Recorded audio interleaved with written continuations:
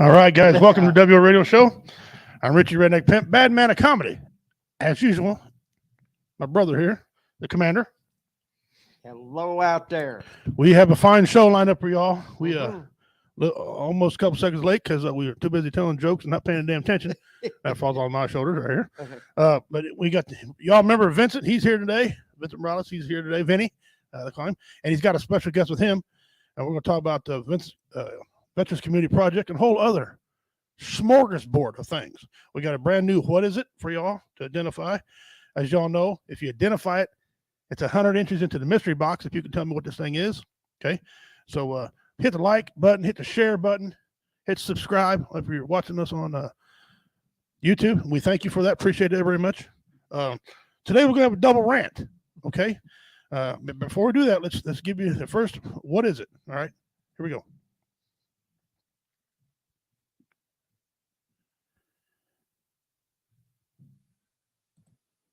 All right. Well, first rant. Why does it take so long to process paperwork in anything? Immigration, driver's license. Why does it take so long? This is 2023. Right. They put a man on the moon, for crying out loud. You wouldn't think it would take that long to do paperwork. They got computers that are so fast. You hit one button, it does everything. Why does it take 10 to 12 years to get paperwork done? A blind monkey in Braille could figure that out in 10 to 12 years. I mean, my goodness. I know. Why? Why? I don't know. I don't know. Man. Unbelievable. Number 2 rant. Okay, people. Here we go. Listen up. It's candy. Okay? It's M&M's. It's candy. It doesn't need to have its own identity.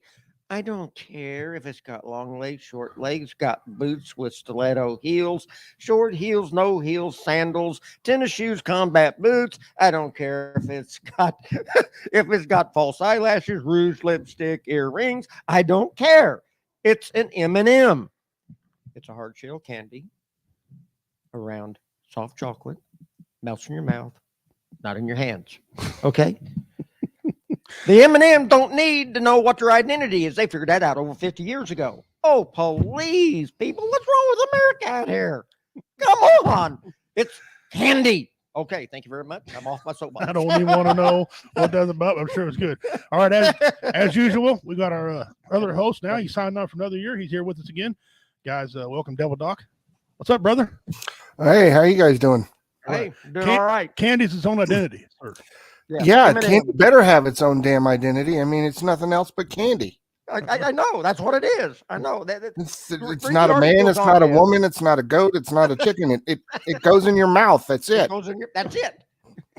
And it's a nightmare for diabetics. You know, yes, it is. Say something about the going in your mouth part, but we're going to leave that alone. We try to be family friendly as close as possible, but we are veterans. All right. Okay. Guys, I'm proud to bring him on here. He's been on here before. He's like the reigning, defending champion behind David Scott for the most appearances on the W Radio Show so far. Mm-hmm. He is with the Veterans Community Project. He's one of the higher ups. He's one of the main gurus. He is the guy. The buck stops with him. Maybe we'll ask him. We'll ask him for sure. Guys, welcome back, Vincent Morales. He's here. Hey, Vincent. Welcome.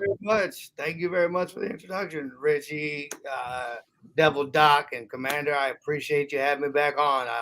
I'm not for sure it's because I'm just such an amazing and interesting guest, or you guys are a glutton for punishment. I think it goes a little bit of both. Could be just because the ratings suck and we're trying to get them up. So bring somebody popular on, you know. All right, and thank you. Today he's got a guest with him. I'll let these guys introduce each other to y'all. Here she is. Her name's Carol. Carol, who are you? I am Carol Valajos. I am a case manager at VCP at the Outreach Center. At the Outreach Center. All right.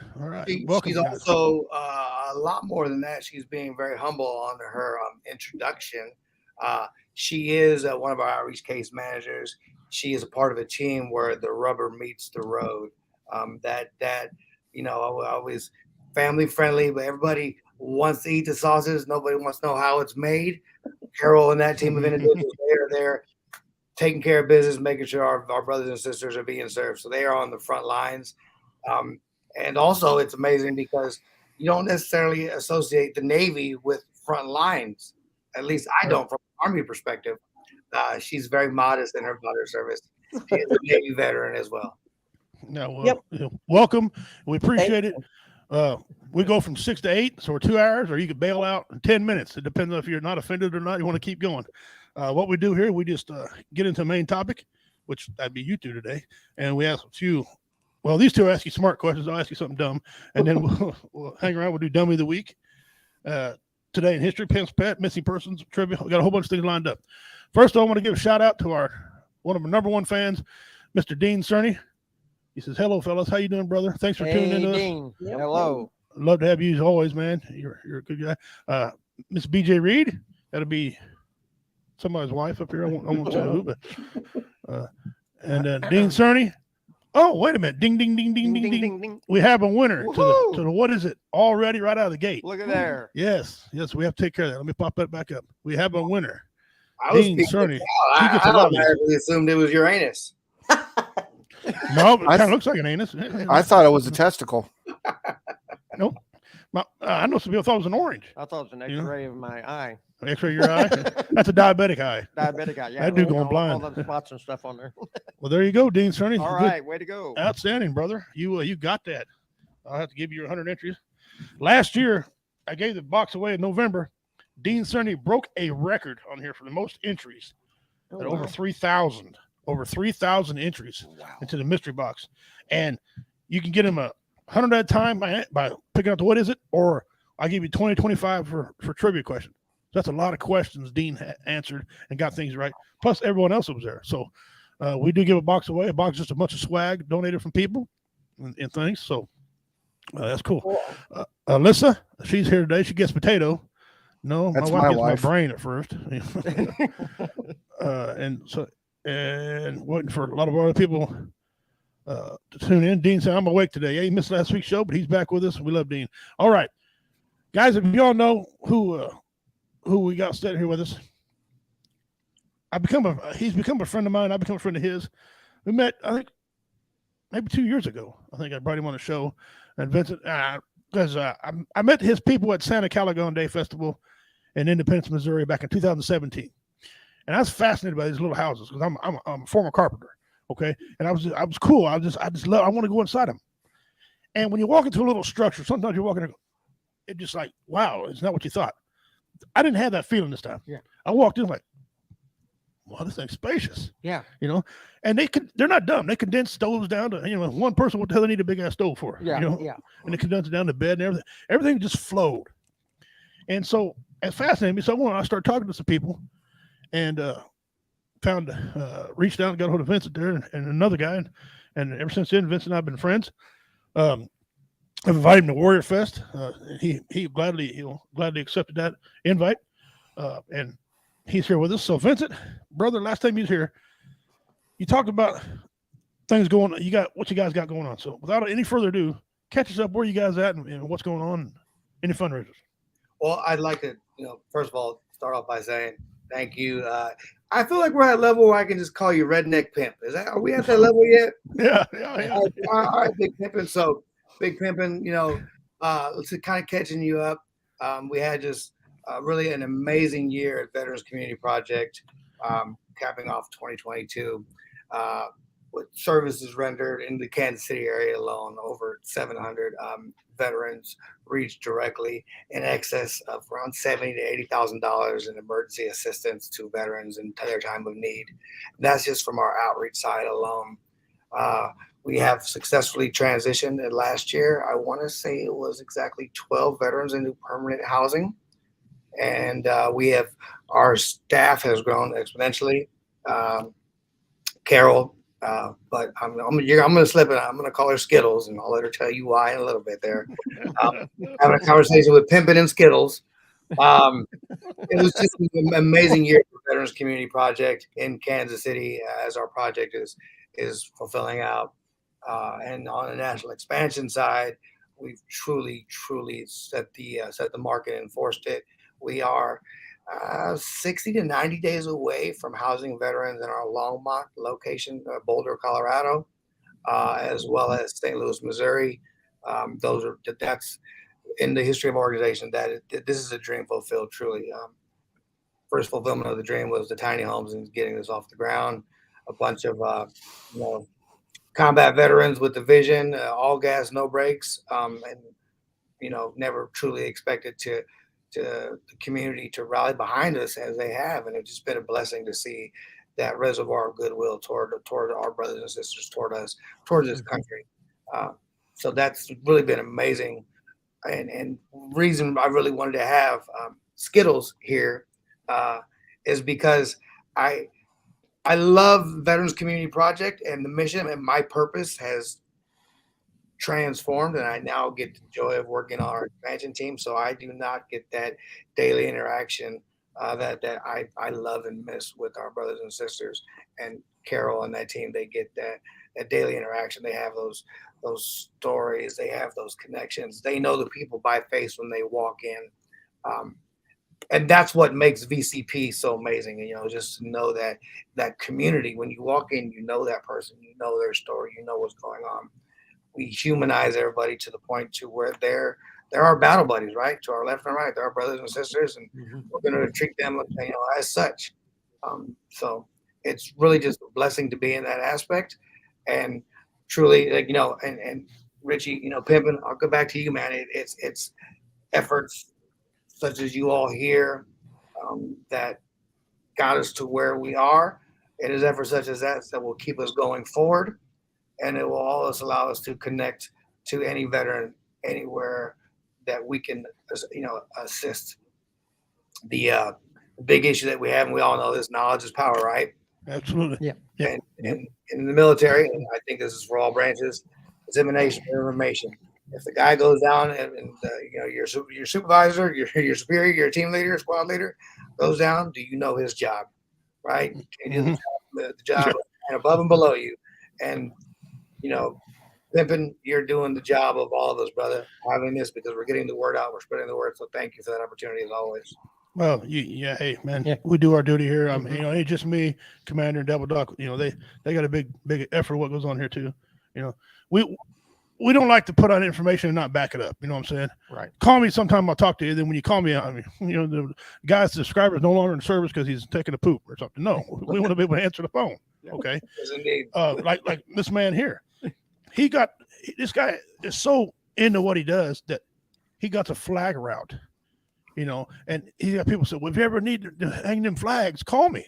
He calls them, they're busy, or they got, sand in their butthole or something. They can't never help the guy, and, he's a veteran, and it's us veterans got to stick together. And some of our work ethic is different than people now. Okay.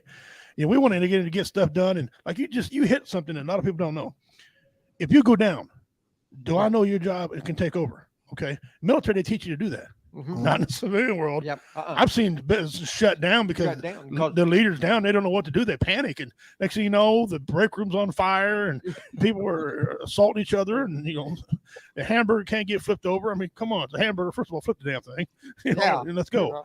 But and I've seen that a lot of times. Oh, it's getting more and more prevalent today with everything. And I mean, it's like, it's not, and I think a lot of it is, it's not that some people don't want to know what's going on. Nobody's taking the time to show them, which is different for us veterans and in the military, because we'll take the time because we know we're not always going to be here, and somebody else is going to have to pick up the torch someday and carry on with it. This deal right here. Yeah. But the trouble is finding somebody that's willing to pick the torch up and carry it. There's where we're all running into the problem at. So and you're like, well, I don't want the responsibility. I don't want responsibility. Just shut up. Being alive is responsible. To some people, that's a yeah. I'm amazed how some people ain't dead. Okay. I'm serious. Have you guys ever walked down the road looking like, how the hell you living? Warning labels. That's, I'm telling you right now, that we just messed up with the man upstairs plan. If we let nature take its cause, remove warning labels, I promise you, we'll start to weed those things out. That's horrible, but that's the truth. It's like our Claymore mines. On the front of it says, towards the enemy. It's printed on there. It's like, you know what I'm saying? It's printed. towards the enemy. That's right. Okay. Yeah. This way out. Better pay attention. That's right. They need to stop putting stickers on that stuff because somebody's put a sticker on the backside because veterans would like to goof around too, right? Yeah, I know that's right. So they just need to engrave it in there, like, okay. The first away few were a from sticker. Me. He says, okay, so you turn this way. Oh, this is away from me. So it must sit like this. You look at my. Yeah. Never mind. Totally get it. Yeah, never mind.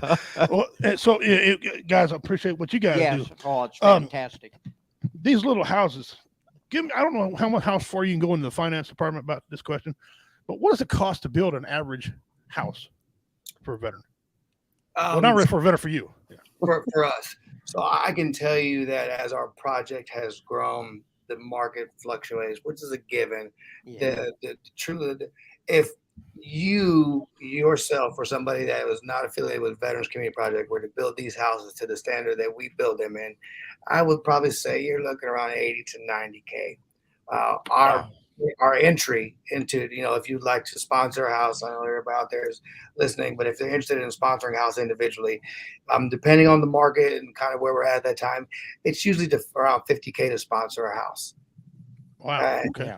And that truly fluctuates in every market because of our in-kind partnership. So I can tell you, in our Kansas City build, the first build, where we originated at, that number was lower due to all the in-kind. Our mini splits that heat and cool the house was all in-kind. So that dramatically takes our overall cost down, our capital cost. But we turn around and put all of those dollars saved back into quality. Yes, the next build. And also truly, and Carol can truly speak to this, our case management ratio. And, we have an astronomically low ratio. For those that don't know, most of your federally funded programs, they are about a 1 to 50, 1 to 60 ratio. So one Carol, one Skittle gets to cover 50 individuals. So that may allow for an hour, maybe two, a month. And you can see there was actually maybe, and that's the whole nine. Check the block, write the check, see you next month. What Veterans Community Project has done. You hear that? Yeah. You hear how quick that was? Yeah, that was quick. It didn't take you 10 to 12 years. Yeah. Hey, it's unfortunately the nature of the beast, brother. That was the reason we're starting this, and we bringing on like-minded individuals. Like I said, so Carol I really would like her to hit on that from personal experience. But our residential program, we're at a 1 to 8, 1 to 10 ratio. Even on our outreach side, which, as I said, where Carol is at, where the rubber meets the road. Carol, what's your average caseload right about now? Changes every week, so it's between 8 and 10. Still astronomically low. And what's your retention rate? So we have in our residential program, and I guess we're speaking directly on residential and our success, an 85 success, permanently housed success ratio. Oh, wow, that's great. Yeah, that's 85.85. Awesome. Wow. The national average is about 30. So we are by any means, I'm Army and a 12 Bravo. So if you don't know what that is, remember the Claymore front towards enemy. Yeah. That was my job. So that tells you how enlightened I am. But truly to double that average, it's because of the veterans in our program understand that it is about them, and they are investing in themselves, and they are giving back to the veteran community, and they are paying by adhering to their case management program, by setting their own goals and achieving those goals. And we are just there to support them and facilitate that in any way possible. And you have to also realize, I just want to say that I come from a background of not working with a veteran. I've worked for shelters. And you got to realize most shelters, you have to be at the most 90 days. At VCP, every person is individualized. We may have a guy in there for a month. We may have a guy in there for 12 months. We may have a guy in there for 18 months. It's geared to each person individually, and there's no timetable. So for a veteran who has PTSD and he's got a lot of stuff going on, knowing that he's not on a timetable, he's got to check a box, that people are making an investment in him, that goes a long, long way. Yeah, it does. I got one more question before I let the commander and Double Doc ask some questions here. I had a gentleman, he watches the show, but he don't comment. He's one of the guys that he got PTSD so bad he don't want to comment. He loves watching us, but he just, Yeah. you know. It just- But his question to me was this: what's your policy on service dogs, and do you allow them or do you not allow them? We allow them. Carol, do you want to take this or do you want me to give So it? just let you know, we do allow them, and we do. As a matter of fact, today at the front desk, one of my coworkers brought her dog. We have dogs all over the place. We are extremely, extremely animal friendly, especially dogs. Nice. okay. So when Veterans Community Project, as I said, I kind of give the humble origins. Group of combat veterans came together and said, "We're tired of this. We're going to fix this." So disruptive models, right? They either Right. succeed or they fail. We noted this is crazy, right? Let's actually listen to the people that we're serving to understand what some of the challenges are. So one thing that was deterring people from, exercising permanent housing solutions was their animal, because you cannot go to a shelter with an animal. Right. Right. Yeah, they don't. So many they don't veterans on the I met so many veterans on the street. Hey, I got you tonight. We'll get you into a shelter, into our program. Okay, but I need to leave my whether it's a service animal or a companion animal. I need you to leave them behind for a couple of days until I can get the paperwork. Remember the conversation about the paperwork? I got this one paperwork that you brought up, and now it's going to take me a while to figure it out. I need you to board. You have no income. I need you to board your dog for 5 days so I can get you to permanent housing. Not going to happen. Yeah. So pet friendly. If it's a hippopotamus, oh, we love them. We actually have 4 or 5 hippopotamuses in the villages right now. We have walk-in showers in all of our tiny homes. They might fit. So And Yeah. I'm pretty sure you show hippopotamus so fine for it. Alligator, well, that's a little. You're a little aggressive. Okay, they might have to take a class or something on how to behave an alligator. But yeah. But I just want to emphasize on the animals. Before I came to VCP, I was a street outreach worker, and I would go to the camps. Majority of the camps I know of were our veterans, and one of the main reasons that they will not come in is they will not give up that animal. Right. Will Yeah, not. that's very important. Me personally, I don't think they should. And that's one of my. I'm very vocal, especially when it comes to the veterans in this community. They've done their time, and the least that we can do is accept it. And we just had a gentleman this week that he was out in the cold, and we're going to do a housing assessment, but he can't go to a shelter. He can't. And look, it's going to snow tonight. He can't go into a shelter because he has a service dog.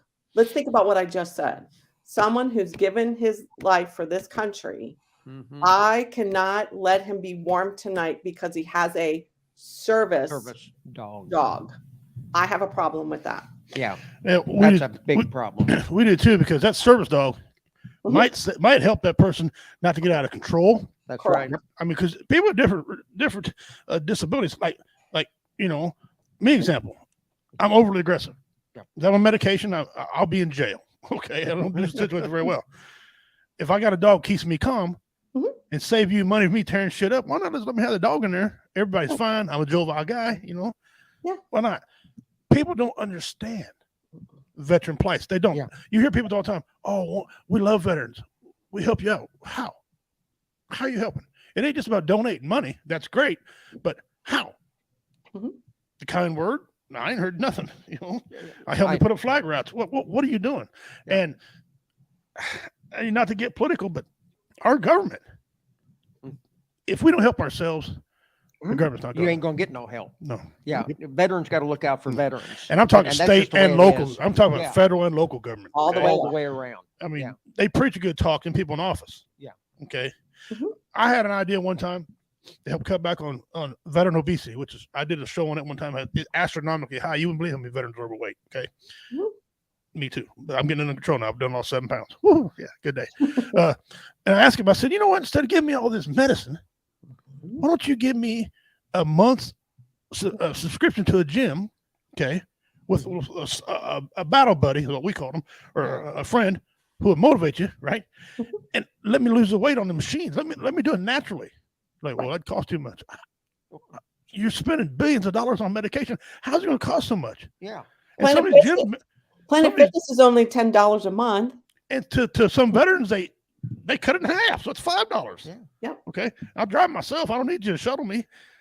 And they said, "Oh no, that's no." I said, "No, it's too simple. Yeah. That's why you're mad. It's too simple. Some big fat redneck, 6 foot tall, come up with the idea. No, we don't want that. Somebody else said, you know what? Let's do that. Because Big Pharma would lose money. Lose money rapidly. Rapidly. Yeah. You know how much hoops I had to jump through the VA? They wanted to give me the surgery. I said, no, I don't want the surgery. They said, well, no big deal. You never be able to drink again, eat hot food again, eat anything spicy or barbecue. I'm like, you can just shut up. Yeah. I don't want none of that. I'll cut back portions. That's all my major food groups. Yeah, if I can't eat a hot pepper, we're gonna have some problems. There's gonna be some consequences and some repercussions up in here. Okay.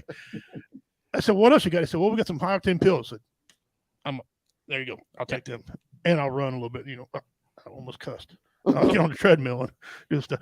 But there's so much tape to jump through because, like you said, Big Pharma, you guys are examples of veterans getting in the trenches and getting shit done. Yeah. And And I know we're that's trying to just work on language on here, but that's just truth. This is God's That's honest just the way truth. it is. I mean, you guys are, we'll just say, I'm up, he sees me, I'm down. I'm up. And when you run, that's the way you guys are. I'm up, he sees me, I'm down. You don't need me no more. You got it, brother. Go on, or sister, go on where you're going. I love you guys. I share out everything I see Veterans Community Project. I always share it out all the time. I always do. Always do. My dream goal would be to come in there to one of you guys' facilities, put on a comedy show. I got the comedians, okay, and Doc knows we'll have you in stitches, okay. I light into one of my impressions for you and make you guys help make some money. And I wouldn't ask a dime to do it. Just come in there and help raise some money for you guys. That'd be my dream, just to do that for you guys. I really would. Yeah. So I can tell you that let's talk offline, brother, because we have the facility for it. We have the ability to accomplish that. I think that's it said in the very beginning. If you're laughing, you're not crying. You're laughing, you ain't crying. Yeah. Exactly. And yes, while to the outside world, the veteran community, not Veterans Community Project, but the veteran community, we have a very morbid and dark sense of humor. I think we all, if you get it, you get it. Mm-hmm. And it is a form of therapy, sitting around, being able to have these conversations. And it's truly one of the pillars of our program, how we measure success with our veterans, but that network of support. You were hitting on Planet Fitness, 100%. But what really that driving factor is the fact that now I have somebody to be accountable to. Somebody on my backside. Hey, are you going? It doesn't have to be like back in the military. I don't have to be Sergeant Morales. It can be just, right. You just be like, hey, we're going to the gym today. Now I got somebody to go to the gym with me, whether it's positive or negative. I got somebody to be accountable for, and vice versa. And next thing you know, we're making gains together as a community. So that's the beauty of it. And next thing you know, our veterans are healthy again and getting off all that medication, living their lives. Next thing you know, they don't need to live in a small house. They can go get their own damn house because they got a job and they're healthy and stuff. Because they got news for people think veterans want to live off the government tit. Well, I'm here to tell you. No. That's not the way we're wired. No. Okay. I thank you for the assistance. It's the least you can do, but I don't know. Let me do it for me. So let me just tell you. So where I work at the outreach center, and I'm working with veterans that are coming in that are behind on their rent and the utilities. And let me tell you, I basically have to. They sometimes are behind a couple of months because of medical whatever, and I basically have to beg them to say, "This is yours. You're entitled to this." But the one thing that the approach that I'm taking, because a lot of them, I don't want any help because that's how we're our DNA. I help you, but I don't help me. I'll save everybody. I won't save myself. Yeah. So the first thing that I tell them is, let me explain something to you. I'm not affiliated with the VA.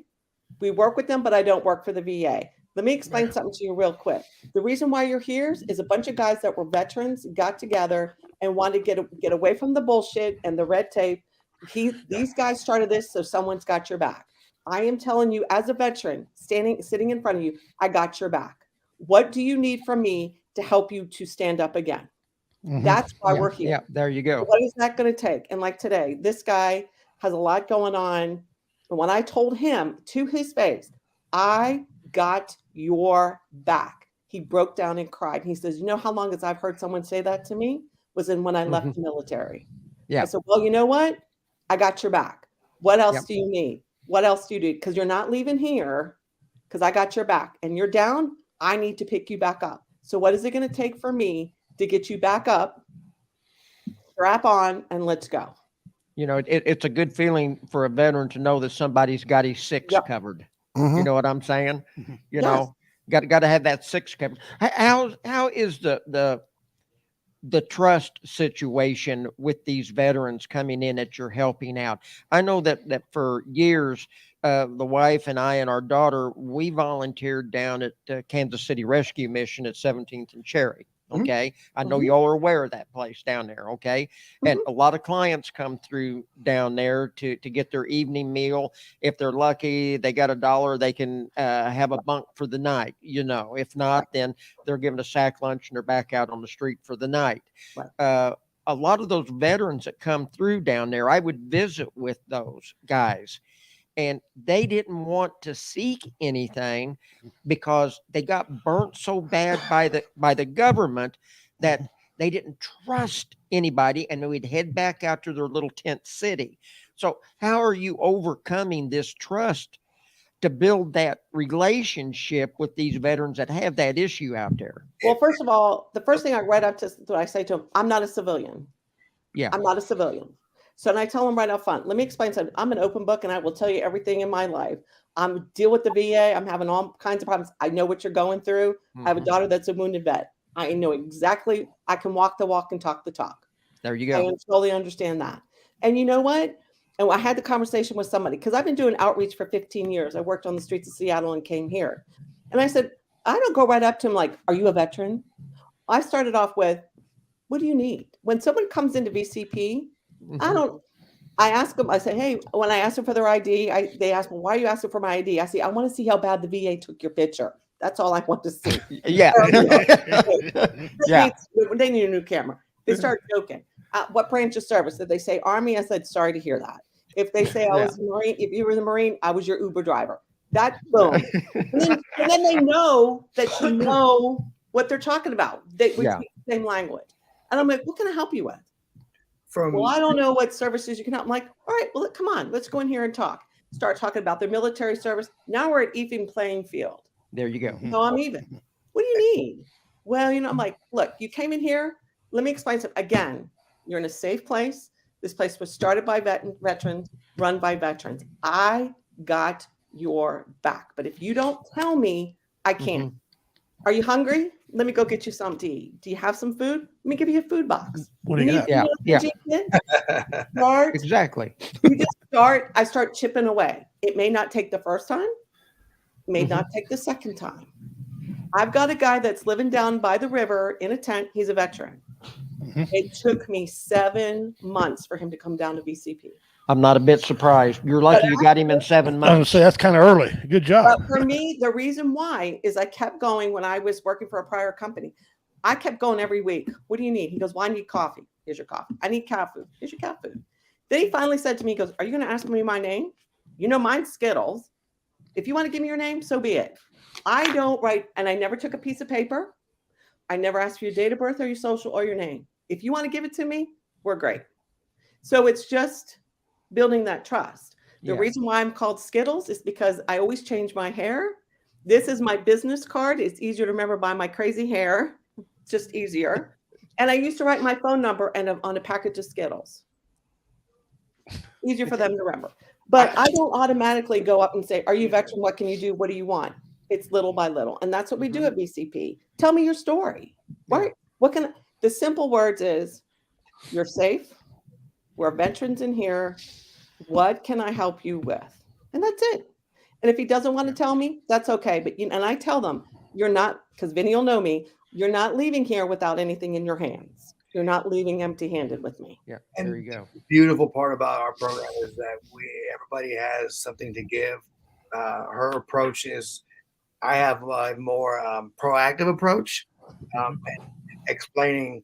For some reason, all of us, when we say the name veteran is in our title, right, we automatically assume that we are affiliated and or funded by the VA.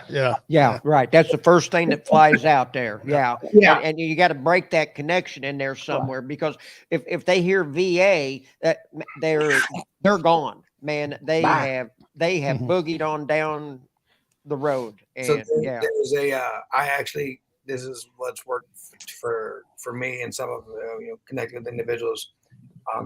explaining to them that I don't have to serve you. I am not the VA, and I'll explain to you why I'm not the VA.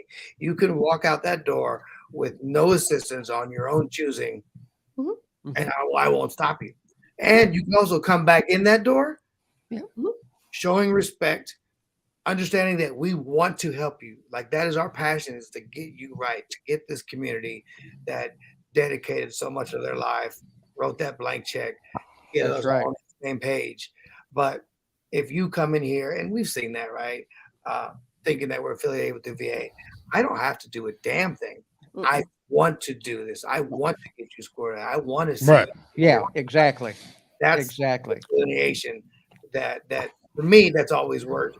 But Carol hit the nail on the head. It's that outreach saturation. It's that presence in the community, knowing that we're going to be there with a package of lickies and chewies, right? All those good things, knowing that I'm going to be there. And pimping and Commander, you guys hit it on the head. 7 months. That is moving pretty fast. That was awesome. Yeah. Now I think the first time I learned about these miniature homes. Okay. It was probably 3 years ago. I've lost track of time because I was down sick for a while and everything. So I lose track of time. So it might've been 4 years ago. There was an article in the VFW magazine and there was a big write-up in the Kansas City paper. Right. Yeah. And that's when I first I thought, this is absolutely awesome. This is what the veterans need. And it's been in my prayers that this would have take off like a rocket sled on rails. And it looks to me like you all have done a phenomenal job on making this a go with other veterans joining in. And other states. Yeah. And other states. Yeah. Not just here, but this was just a write up in the Kansas City area, in that area. And it was a nice article. Matter of fact, I may have that VFW magazine at home somewhere buried because I was so impressed with the write up in there that I kept it. Okay. So, yeah. So I salute you all. I mean, the phenomenal job that you're doing to help our the brothers and sisters out there. And it's just great. And I just want to let you know, in the outreach center in itself, since I started, our numbers were slow. I just want to let you know, I think it was last week in video, I might be wrong, but I think last week we saw almost 200. Well, last week we saw 120 or 130 veterans in 1 week. Wow. Whoa. That's and you just scratched it. You just scratched the ones that are out there. Yeah. And that's not all the phone calls. That's not all the phone calls. That's just people popping in. I actually did something. We did something. We actually served doing something. Again, not the phone calls and the walk-ins. We did 130 in 1 week. And those are probably veterans been working on this deal for 2 or 3 years in their mind, and then finally did it. Okay. Yeah. We might be 10% of the population, but it's harder because we don't know where we are. Yeah. Correct. Like we got told one time, took census. He goes, well, there's 19 million veterans, but 12 of you are active. I said, but how do you know? Yeah. There's so many homeless veterans. How can you count them? No, exactly. You can't count the homeless ones out there. I think it's a little, Yeah. And okay, we do a lot on here for suicide prevention. Okay, you see my shirt and everything like that. We preach it every closing show that we do. That's right. Double Doc and I do it on our other network we're on too. Every time we do something, it's 22 a day. Don't be the 22 days. I've read now it's gone up. It's almost 30. It's almost 30 is what they're saying. It's almost as soon as 30. that officially comes out, I have to change my shirt. 30 veterans a day is crazy. Yeah, we are the leading suicide amongst all of them. Yep. All of them. And this is kind of, what do you guys offer as far as suicide prevention? And if someone does happen to commit suicide, what do you do to offer friends? Carol, would you like to take a direct? Hey, Doc, and Double Doc, I'm sorry, I didn't mean to interrupt you, brother, if you had a question. No, I'm sorry. I'll wait. So since in the last 2 weeks, and this is a conversation that I had today, I just want to let you know that the suicide rate is up. In the last 2 weeks, I've taken 5 suicidal calls from veterans. Okay.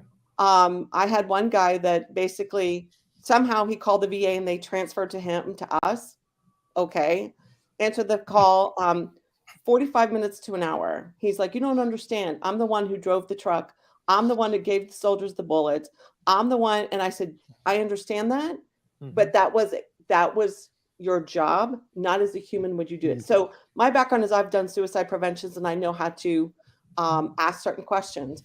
I had a veteran come in. We've had a veteran come in that's been suicidal. So the uptick is up. I don't understand. I think we're starting to get more because they've heard about us and they know we're veterans and that we might get them. Hey, Right. that's a good thing. Yeah. You know can what I mean? understand. I think Yeah. that Hey, come to on. talk to a civilian, if I called someone and said, look, you don't understand, I drove a truck with bullets and I gave them to put someone that's gone. If you called let's be honest, a civilian, they'll be like, well, what's it? And you know what I mean? They wouldn't know how to respond. Or they try to fix it. Yeah. Right. The Devil Doc has when he closes out every time he says something, when he closes out, he's got a beautiful saying. He says, if a veteran calls you going to commit suicide, don't try to fix the problem. Right. Listen to the problem. That's one of the things the Devil Doc says. I just love when he says it. Listen to him. Don't try to fix it. You know, you're not building a house here. The house already built. Well, the problem, another one of the problems is you call the suicide prevention line at the number that the VA gives out. Mm-hmm. Okay, the first thing they're going to do if they don't get them transferred to someone like you, Skittle. Okay, then what happens is you've got somebody who is maybe in their late 20s or early 30s that's gone to college to be a psychiatrist, and they don't have a clue. Nope. They can't relate to a veteran. No. Only a veteran can relate to a veteran. Right. I mean, we may not have served together at the same time. I know we all served in different branches, but I can tell you we all ate the same dirt. You know what I'm saying? Yeah. You know, and only another veteran understands that. Mm-hmm. And that's what's beautiful about you, Skittles, being in this position, being a veteran, you can relate where somebody else may not be able to. You know what I'm saying? And we have good girls that work there, but like I said, and the girls that I work with are amazing. They're like, hey, can you go take the call, or can you go talk to them? And like I said, we speak the same language. And I was talking to someone today. I was talking to one of our directors, and I'm like, I'm starting to see an uptick. So for me, in my analytical brain or whatever, my thing especially with this community, who, by the way, I have a daughter who's a wounded veteran who put herself in the middle of I-70 and wanted to end her life. So for me, it's like, well, why did they get to that point? Yeah. Why did they get to that point? Yeah, we've covered that a lot. And I'll tell you something, the news, our government, you know, there's a stigma. Mm-hmm. Yeah. My phone ring here. Cut it off. There's a stigma. Yep. When you're a veteran, a lot of people don't want to admit it, but they look at you differently.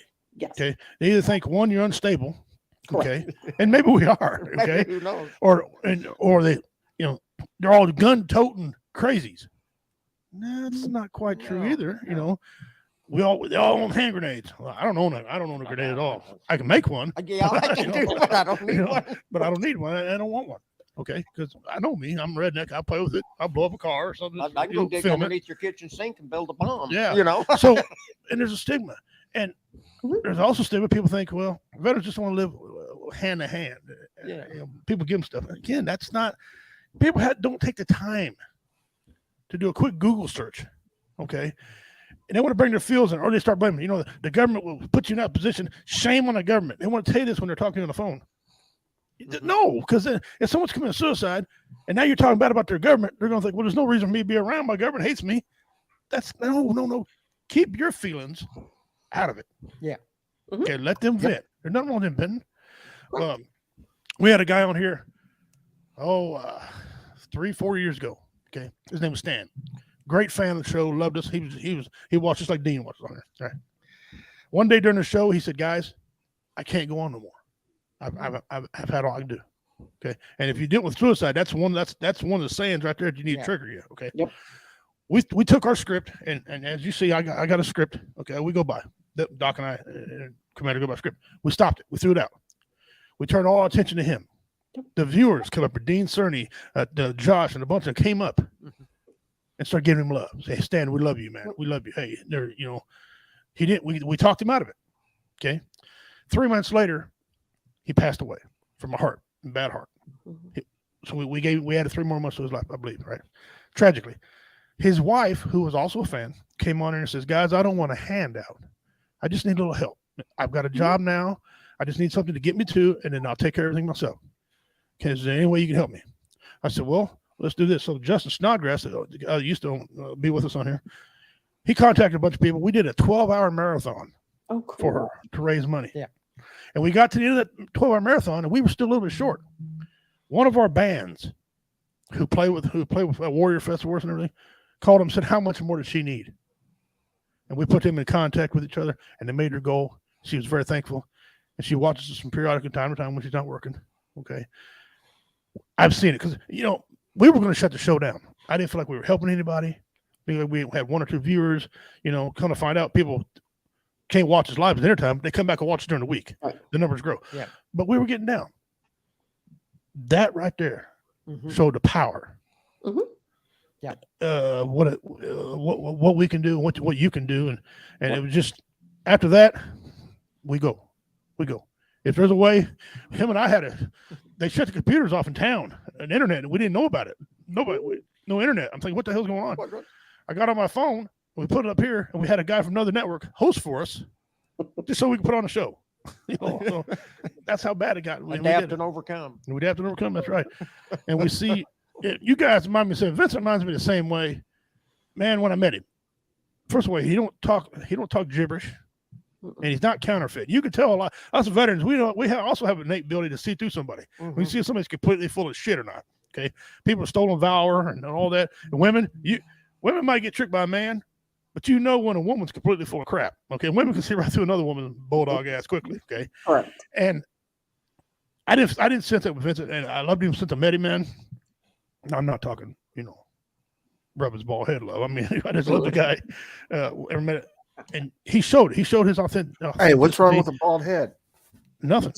Nothing. I'm just not going to rub his. Declare, double dot. Declare.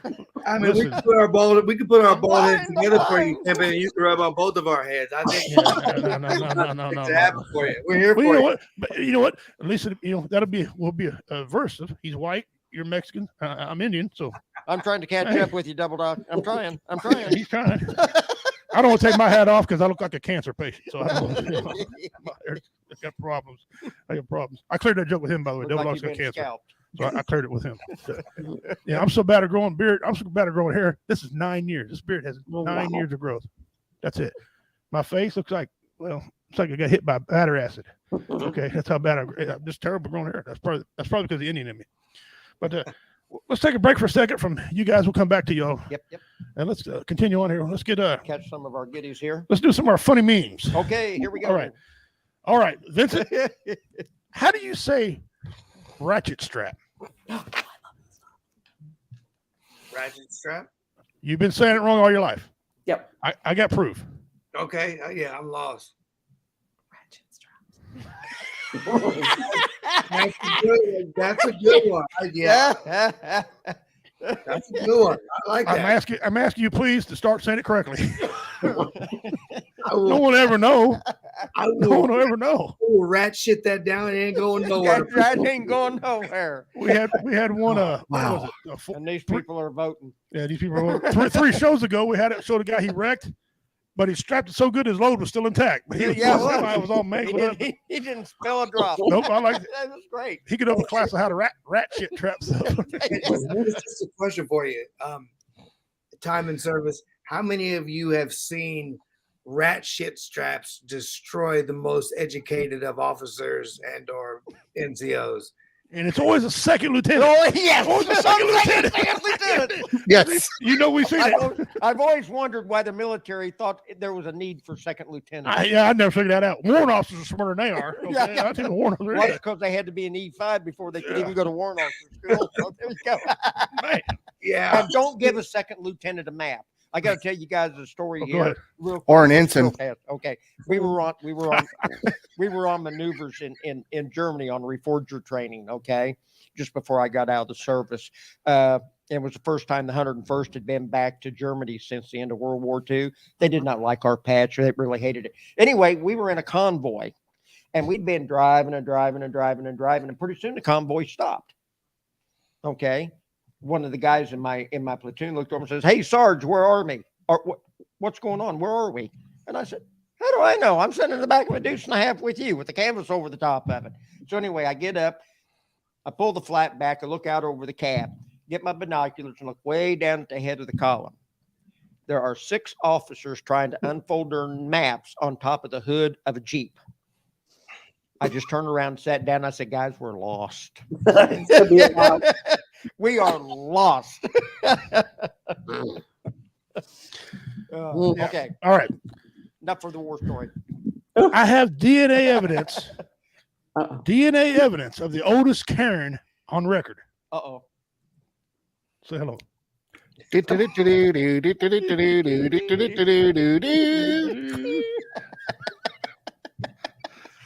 That ain't right. All right, Vincent, you're a very intelligent man. She was I wanna pretty upset, man. What was her issue? Like, what was her whole issue? You think about it, like going back down that road. Like, what was she mad about? It was something Toto and pies or some shit. Yeah. Oops, I cussed. Damn. The internet wasn't working back in that day. She's pissed.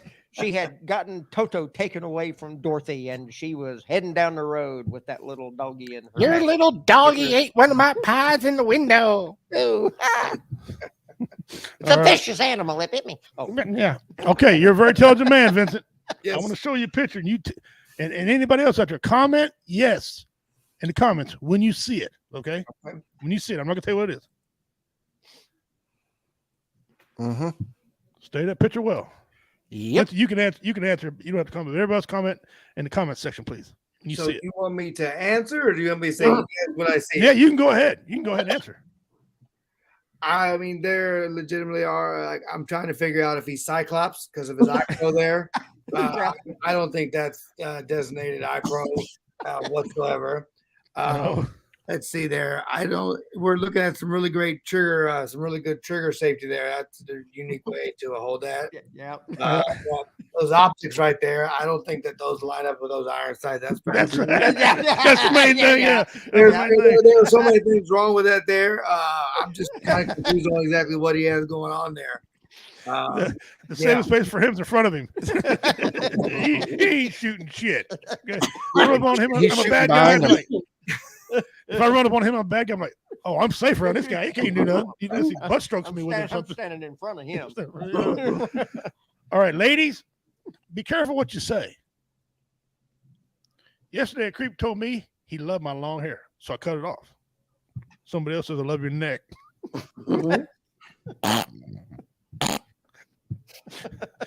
So, you gonna cut his throat now? Yeah. That's the sister to the cop that's been doing everything. Oh. Yeah. Yeah, hang on. I gotta play you one sister. All right, Carol. I don't know if you ever heard this lady. Here, Devil, he can't sit still. Play this. We tried to reach out to the man who died in this pursuit. They were unavailable for comment. Micah, back to you. Hey, I got a whole family tree. That's the boys. You got to play the other sister once you do that one. Once you play that one, you got I'll to get play to the this sister. second. I'll play the sister in just a second. Though. Gotta do the sister and the brother. And oh yeah, the brother too. Yeah. I mean, Okay, but tell to me be this honest, picture. though, like, let's just be honest. When you're reaching out to somebody who's deceased and they don't return your calls, it's kind of perturbing. Wouldn't you agree? It's like, why am I wasting my time reaching out to this person who's no longer here? They're just They're being trying to rude. find out where they wonder- buried their survivors. It's like thank God, thank God. I wonder if they're mad at me. hey, did somebody silence their phone? Yeah, Yeah. forever. They ain't coming back. Okay, tell me this photo here. No way, maybe, or kind of cool. I think it's kind of cool, and I've already said that. Look at Vincent. He's like, I mean, I'll be honest. Like, I think that's totally normal. I grew up in the city, so like, I don't think anything wrong with that whatsoever. It's kind of normal. And if you put it down and you put an ice cube in front of it or an ice block, you got your air It'd be conditioning. like the old swamp. You got a coolers. swamp cooler. and they built that. They built Look at that and what's then coming out the painted. window, so you know they're probably stealing a whole bunch of shit. Yeah. And they painted around that because you can see the paint drip down on the fan.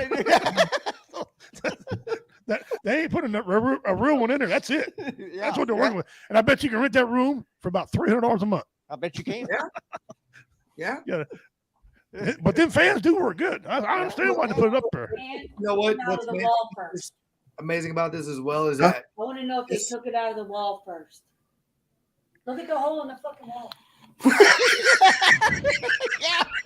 I want to know if you Oh, got yeah. Yeah. I lived in some ghetto places.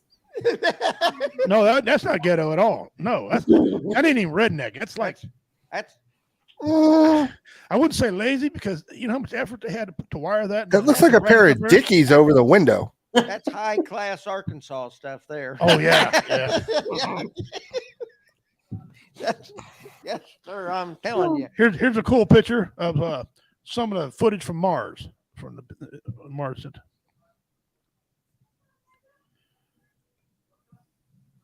Kind of cool. Looks like South Missouri. Need a little, Looks like Arizona. need a little rain. Yeah. Need a little rain. Just a little bit. It's like Vincent, Fort Irwin. tell me if this is too soon. Okay. I say no. Possibly Blake's. No. You know what? I actually think that mag belongs in that prior meme with that DEA agent. Yeah, there you go. That mag, and there's nothing, Yeah, that mag, that's where it belongs. you're knocking back the 500-meter target every time. Every time. We all do.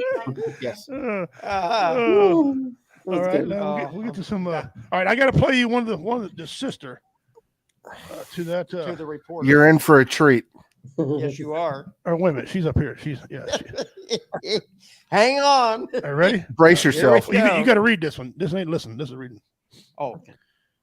If it wasn't for the nice man who discovered electricity, we'd be watching television by candlelight.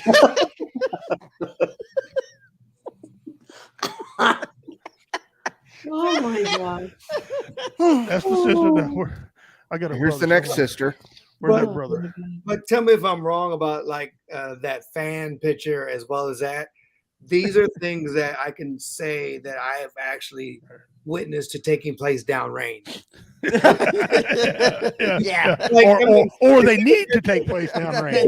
while we're sitting here in the civilized world and we're doing this over our electricity and all these great things, like I don't think it's beneath any of us in here to have did the exact same thing with that fan in some way to get some type of cool breeze.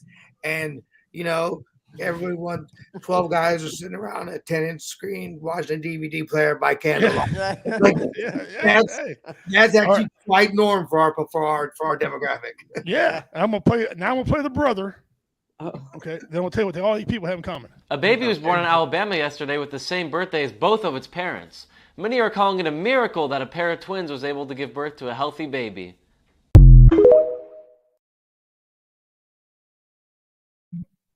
Because I'm still trying to process that. That's what we did. Yeah. He said it's a miracle that twins can give birth to a healthy baby. No, it's not. That happens all the time. What the hell's wrong with the guy? What they all have in common? They're all voting elections. Yeah. That's what they have in common. You forgot the main one, the deer. All right. Yeah. All right. This is 3 minutes and 47 seconds. And what about the other twin that about the roaches and you know? Oh, okay. All right. Yeah. Okay. All right. Let me do the roaches first. Yeah. You got this one here. Yeah. All right. I apologize ahead of time. We have a whole. Crickets in my house. I don't know why. I've never had a cricket problem before, but I looked it up and apparently it's really bad luck to kick them out of your house. Like, you're not supposed to kick them out of your house, but like, what am I supposed to do? Like, let you stay here? Now there's like 36 crickets running around because I did kick out one, and let me tell you, I had a really, really horrible week after that.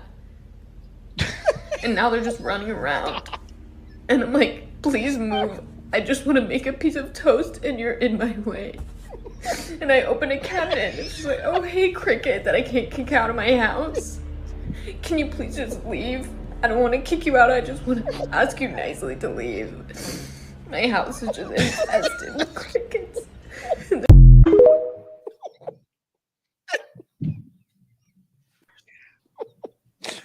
I would imagine this group of individuals You up here can't make this sound.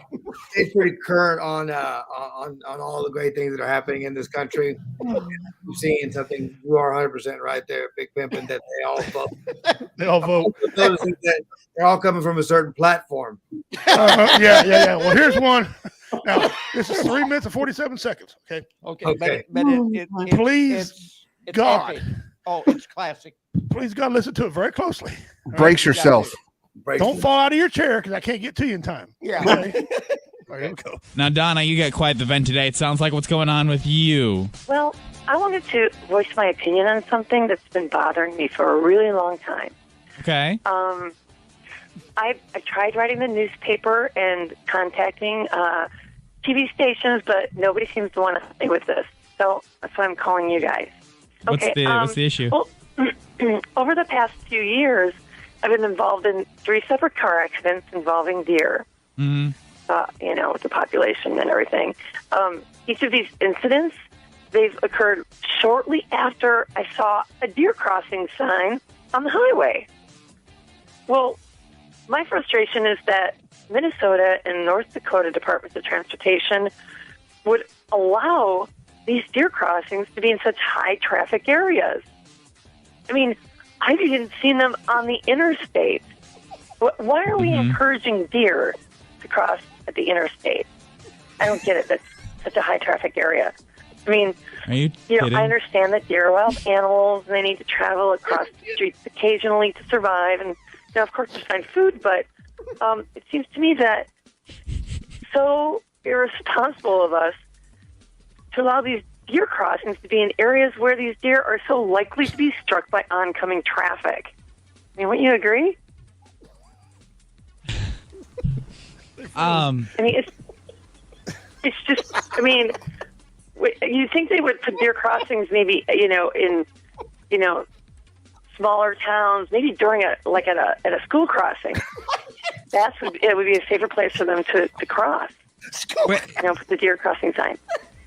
Deer crossings aren't telling deer that it's safe to cross there. It's just more of like an alert for drivers so they know it's like a high deer population. The government put the deer crossings there. They can direct the deer population anywhere they want to by moving that deer crossing sign. I mean, why in the world would they place it on the highway or the interstate? I mean, God, there are so many other places I can think of than putting the deer crossing signs on busy highways and interstates. You seem to be under the misunderstanding that the deer are somehow attracted to the deer crossing sign. Well, yeah, the deer crossing sign is there to allow the deer to know that's where they need to cross. Right. And all these car accidents you had involved a deer after you'd saw a deer crossing sign. Exactly. I mean, I'm trying to watch out for the deer, but I mean, speed limit's 55, 65. How am I supposed to, you can't brake really quick if if the deer just is crossing in that deer crossing area. So you'd like to see these signs move somewhere safer? Right. If we can move them, don't put deer crossing signs on the interstate or freeways. Put them in lower traffic areas. Somewhere where the speed limit's, a lot slower. Maybe small towns. I don't know. I think school crossings is a good idea. Well, listen, we will. You say you've tried to contact quite a few people about this. Right, yeah. I wrote at least 3 or 4 letters, and we will spread the word. Okay, we will try to kind of help you raise some awareness for this issue. Okay. Oh, thank you. We need to move those deer crossing signs. We appreciate your comment this morning. All right, thanks. Bye.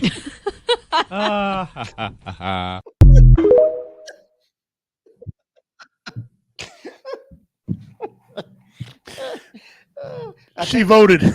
I think they all came out of the same gene pool. The funniest part about that, though, is the female, who you never heard of until one point, she tried to come in and talk lady to lady to her, right? Make it make sense. And it still, that ain't right. So see, I did my research and got a whole family tree going on. Yeah, right here. And they're all related. They gotta be. All right. Here's one I played last week. I'm gonna play it again because Vincent, he looks like a funny guy. Likes comedy. Y'all remember David Koresh? Y'all remember him? That dude was in Waco, Texas, telling everybody he was Jesus. He had people believing he was Jesus. I knew he wasn't Jesus until I saw him. He was wearing glasses.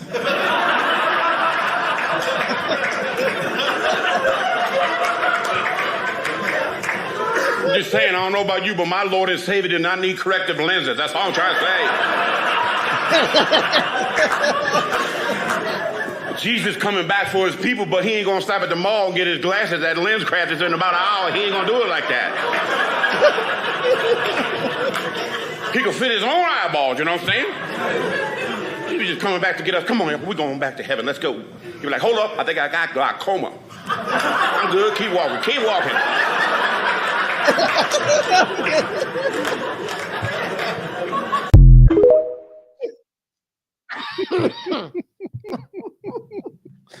Oh, I don't know. I think we're all going to a couple places we shouldn't be. All right, here's another. I don't know. You just listen to this. What country is Mount Rushmore located in? I don't know. Are you an American? Yeah. American. Do you think if we had stricter gun control laws that Lee Harvey Oswald would not have been able to shoot Jesus, or would he have still used a gun on the black market? He still would have used a gun. He still would have been able to get a gun to shoot Jesus? Yeah, absolutely. As you probably saw on the news or heard today, President Kennedy passed away this morning at the age of 87. Any thoughts on what he left behind, the legacy for California? Thought Kennedy was a great president. I studied him in my history class, and you going to be watching the funeral services at all? I probably will. Yeah, most likely. He was one of my favorite presidents. How did you first hear about the news? Just woke up, checked my phone on my email, and I saw that and couldn't believe it. It's over. We are screwed.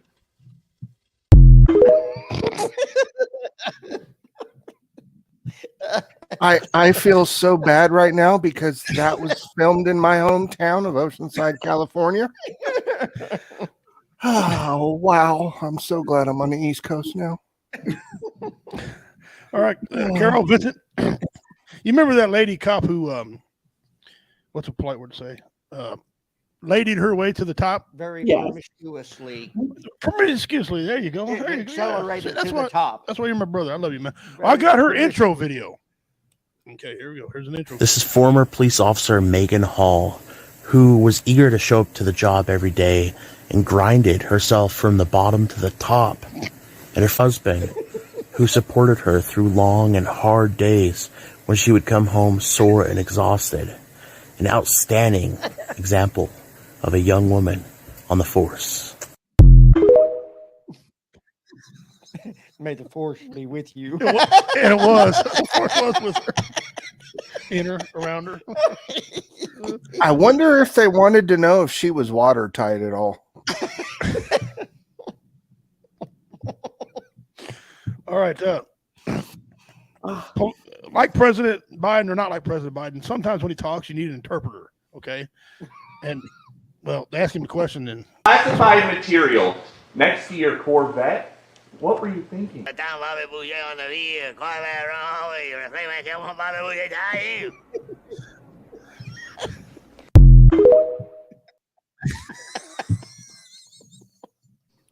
In his defense, and I'm actually saying in his defense, he's 175 years old. Doesn't know what he ate for breakfast. How do we expect this man to keep classified documents under control? And I mean, This guy's carrying the football. Yeah, but my question is, what's the Corvette though? Really, Corvette? He's still allowed to drive? That's very. I mean, yeah, the classified documents, they're a big issue, but you hit the nail on the head. Why is he allowed to drive? Yeah. I mean, like, there are so many. I want to know the answer. Who let this man drive? I need to see this person out back. Very fair. Very The fair. person who gave you the test and it's your license. We need to have a talk. Come on over here. Yeah. And, And then we'll get to the question. documents. He might forget if it was today was pants day. Like, hey, is today pants day? Did I forget the pants? Or like, it happens. Well, it should go depend. It probably goes classified documents, depends, pants, socks. And he when you just said that, what he thought was it depends upon me wearing pants and have socks. Probably, yes. It depends. Yeah. Okay, I got Now, was his Corvette gas operated or No, that son of a bitch is gas. Okay, that thing's gas. I ain't gonna put no. It's 53. He might not put the gas in the tank, Inquiring minds wanted to know. But I guarantee you, because he was doing, I seen him doing donuts on it. I don't know. And no pun intended. It's hunter green in color.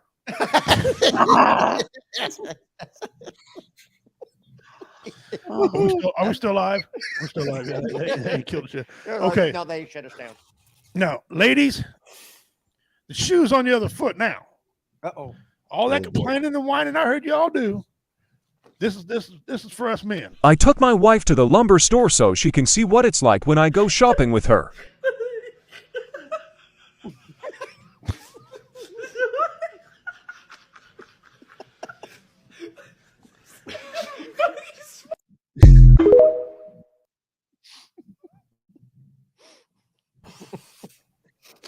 You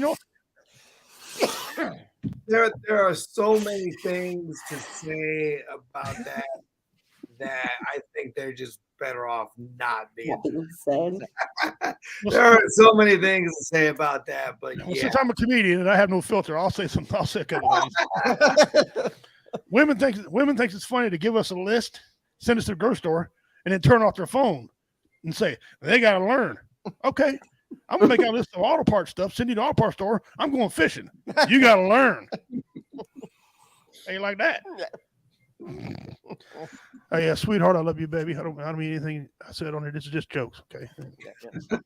It's all in good fun, right? Yeah. Well, I married a redhead, and how I tell my wife gets mad because her hair is like auburn, right? And it's auburn most of the time, so I'm doing good. But when that thing starts getting red and turns orange, my ass is in trouble. Okay, I'm 6 foot, bench press well over 300 pounds, a former MMA fighter in the Marine. I ain't scared of shit. Okay, I mean, they measure how big I am by the police station. Who was running the tape measure that day? When her hair gets orange, I'm nervous. I break out in a sweat. 2 drops of pee come out. Okay. Woo. Yeah. Thank God she calms down pretty quick. Whew. All right. Here's one for you. Check this out. Let me finish the clip, because you're gonna hear a woman that ain't got no sense say this. But women do that. Absolutely. They take advantage of the situation. But I think when you look at a bill of a mother who's charging things using child support money, moms also deserve to be able to take care of themselves and to be able to spend on themselves. Like, if a mom is going to the gym, she needs to get a workout in and she needs to feel good about herself. If a mom is going to go get a drink with child support money, she should get that drink. It's really... Now let's explain this. Imagine if the roles were reversed, and I'll let y'all watch the rest of the clip. The rest of the women were logical. Another woman came back. She was very logical, but this woman. Now imagine if like as a man, you have to pay child support. Now just imagine if I said, well, I had to dip into that child support to get my hair cut because I need to be taken care of too. So the money that was going to my son, I actually took a little bit for me because I needed to buy some shoes. I need to go get some drinks with my boys. I work hard for this money. I deserve to take this money and buy something with it. Nobody on planet Earth thinks that makes any sense. Man, you don't have no right to that money. You're supposed to be supporting a child with that money. You don't take that money, get your hair cut, and go get you some whiskey. But a woman can say that, and that makes total sense to her.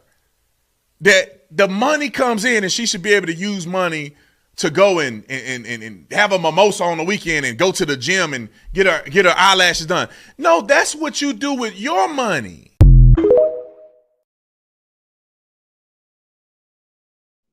The funny thing about all that, there's a lot of women clapping. A lot of them clapping, agree with her. We tried to reach out to the man who died in this pursuit. They were unavailable for comment. Micah, back to you. God, that never gets old. It's funny stuff. Carol, that last little bit you heard, not the dead man thing, but the other one. How do you feel about that child support from a woman's perspective? So I will put the disclaimer. I'm kind of weird. Welcome to the club. Yeah, me. I guess because I've been around men and working with men all my life, I do feel like men get short changed sometimes. So you're giving your money in good faith for the child. So I have custody of we have our custody of our stepdaughter. That money goes into an account for her. But if somebody needs help, then yeah, go ahead and take the money out. But no, I don't agree with a lot of women. And I don't agree with a lot of women taking men to court all the time to get more and more and more. That's no. Yeah, that's one of the problems I ran into. Here's the deal. Child support is so damn efficient, whether good or bad. Okay. It don't take them long. It don't take them 10 to 12 years to find you, get the money out of you. Right. So I don't want to hear nobody cry, the law enforcement crying no more. I can't find a guy. I can't find this guy. He's been missing for 3 years. Oh yeah. Give his date of birth, social security number to the Child Support Administration. Now I haven't found in 10 damn minutes where he works at, what he's wearing, what he's currently doing right now. Okay. Yeah. And wanting to go ahead, can we garnish his wage while we're at it? Yeah. And snatch his paycheck at the gate. Yeah. Yeah. I don't want to offend nobody when I say this, but my uncle says that I can't put this any other way. My uncle says the child support is run by a bunch of lesbians because I hate men. I don't necessarily agree with that, but I guarantee you. Now they have their flaws because when my son finally went off, when he turned 21, went on child support. 8 months later, they're still threatening to garnish my check, getting money out of me, going to send somebody after me. 8 months later, I had to end up getting rude with them and had to prosecute attorney child support or the child support prosecuting attorney call on my behalf. That's rare to have them call on my behalf. She finally called and said, "What the hell are you guys doing?" He was about to be 22 by the time they finished all this. And they're like, "Well, this division is not a fit with this division. It takes us a while. It takes you a while. Turn the hell around. Hey, this guy's done. You know, don't call no more. Come on." I just want to let you know something. I raised 4 kids on my own and I didn't go after child support. I didn't ask for child support. Well, good for you. Good for you. Good for you. Now, I'm not saying you shouldn't have. No, if it was owed to you, get yourself. But here's the thing. My husband was in the military. He was an enlisted man. And when we got divorced, I look at the amount that they wanted to take from him. And I'm like, he's got to live. I mean, yeah. You know, he's got a apartment to rent. He's got to feed himself. So and he had to have 2 jobs. 2 jobs to cover child support, and then they complain, "Well, you're not seeing your child enough." What the heck? I can't come see him at midnight when I get off work. He's already in bed. What the hell you want me to do? You know. So, all right. I was always a firm believer that if you're going to pay in the child support, that the money should go to the child, and so you buy for the child and turn the receipts back into the court to show where the money went. Oh, you know how much backlash come from that? Yeah, I know. Oh man! All right, we're gonna do one more. Then Doc's. We're gonna do our Dummy of the Week segment. Okay. All right. Here's a little Bernie Mac for y'all. Okay. A little comedy from Bernie Mac. White folks go fishing on the weekends. Steve Harvey, my bad. Steve Harvey, my bad. White folks go fishing on the weekends. Oh, I'm talking really fishing. White folks got boats, extra rods and reels in case some friends come along. They got lures and they be all over the lake just finding fish. They got radar, tell them how deep the water is, how many fish up under the boat, where the rocks and all that. Oh, white folks got everything. Be all over the lake fishing. Your ass is fishing, but ain't the same. Nah, your ass is sitting on the bank on a bucket with a cane pole, staring at some little red and white ball on top of the water, just looking at it hour on hour. I hate to break it to you, that ain't fishing. Your ass is hoping.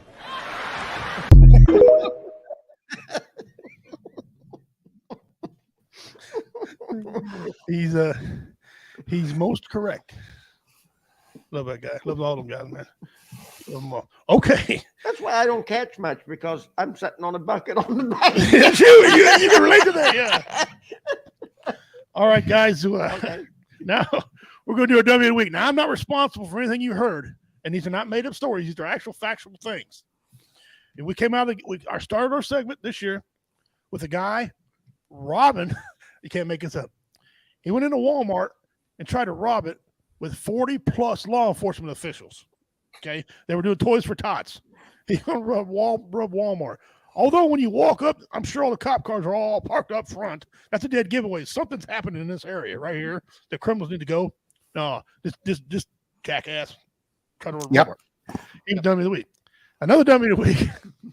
I can't even say this one. The next dummy of the week was the butthole tickling bandit. Butthole tickling bandit. He would rob you and then tickle your butthole on the way out the door. Okay. And so I gave you I did a twofer last week. Yeah, and they did two last week. So this week you gotta show you, you big dummy. You gotta show you Red Fox there. All right. If you dare, sir. All righty. I'll what it looks like. I'll show the first one. That's what he did. That's the tractor he was chasing. Yep.